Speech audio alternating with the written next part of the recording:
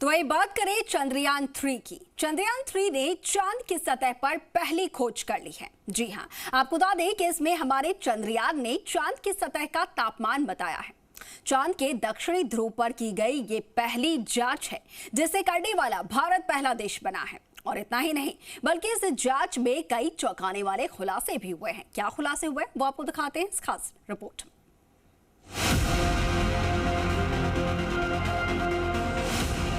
चांद पर हवा, पानी से तापमान तक,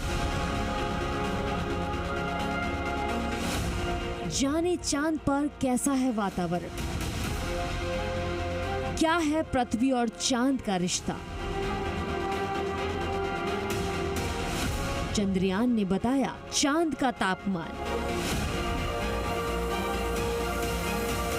चंद्रयान 3 की पहली खोज। आखिरकार वो घड़ी आ ही गई जिसका इंतजार पूरी दुनिया को था। दरअसल हिंदुस्तान के चंद्रयान 3 ने जानकारियां देना शुरू कर दिया है और विक्रम लैंडर ने डेटा भेजना शुरू कर दिया है। विक्रम लैंडर पर लगा चास्टे ने ध्रुव के आसपास चांद की ऊपरी मिट्टी के तापमान को मापा और चांद की सतह के तापीय व्यवहार को समझा। Everything is working very well. The Chandrayaan 3, the lander, the rover is very healthy, and all the 5 instruments on board have been switched on, and it's giving beautiful data now. Vikram lander पर लगे चास्टे पोलेट से मिले graph को इसरो ने share किया है। इसके मुताबिक चांद की सतह का तापमान 50 डिग्री सेल्सियस है। गहराई में जाने पर तापमान तेजी से गिरता है। 10 सेंटीमीटर भीतर जाने पर तापमान -10 डिग्री तक गिर जाता है, यानी चांद की सतह हीट को रिटेन नहीं कर पाती है। अब आप ही सोचिए कि जिस जमीन पर आप खड़े हो वो -10 डिग्री सेल्सियस तक ठंडी हो और ऊपर तापमान आपके पसीने छुड़ा रहा हो। ऐसे में क्या जीवन आसान है? चांद पर अभी ऐसे कई राज आने बाकी हैं। इसरो डेटा का विस्तृत अध्ययन कर रहा है और ऐसे में चांद पर तापमान को लेकर कई और बड़ी जानकारियां सामने आ सकती हैं। Hoping that in the days to come, next another 10 more days remaining before 3rd of September, we should be able to complete all the experiments with its full capability of various modes. There are different modes for which it has to be tested, and we have to test at various different sites where the rover goes, because it is supposed to conduct mineralogical evaluations. Rover Pragyan भी चांद पर चहलकदमी कर चांद की जानकारियां जुटा रहा है।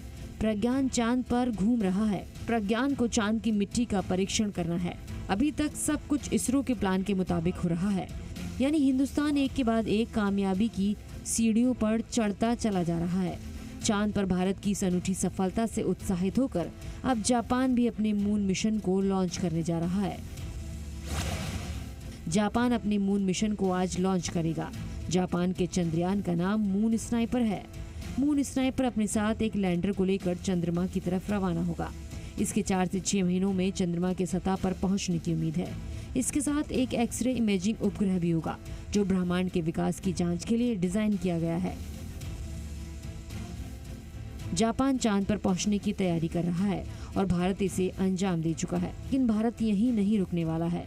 अब हिंदुस्तान इससे एक कदम और आगे की तैयारी में जुटा हुआ है। इसरो का अब अगला मिशन सूरज के करीब अंतरिक्ष यान भेजना है। माना जा रहा है 2 सितंबर को इसरो अपने सूर्ययान मिशन को लॉन्च कर सकता है, लेकिन इसरो के लिए सबसे बड़ी परीक्षा और चुनौती है अंतरिक्ष में भारत के अंतरिक्ष यात्री को भेजना। इसकी तैयारी भी इसरो लंबे वक्त से कर रहा है। अब वो समय धीरे धीरे करीब आ रहा है।